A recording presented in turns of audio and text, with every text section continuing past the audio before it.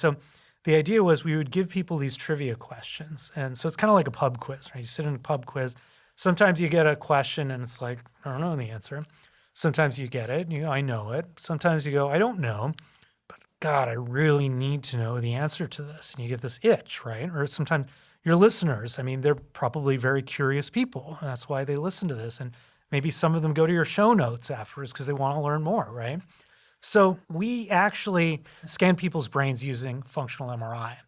And so we scan them when they get questions. And sometimes they had said, I'm really curious to find out the answer to these questions.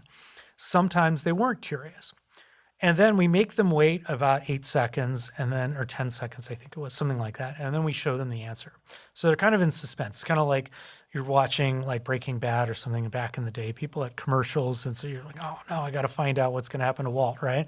So you're in suspense. You need to know the answer to this, or you don't care. And sometimes you just don't care. You're just sitting around. So we show a little face and we say, hey, how likely is it you think this person knows the answer to the question? Now, this is a totally dumb thing to do because they don't know this person. They're just looking at a face. They're just making some arbitrary decision. But I'll get to why we did that because that was, I think, the coolest part of the experiment. But let's first get back to the trivia question. So we found that when we looked at brain activity, when we give people the question, right afterwards, there is a burst of activity throughout the so-called reward circuit of the brain. There's a series, it's not really a reward circuit as we've discussed offline. It's really these areas of the brain that process the neurotransmitter dopamine.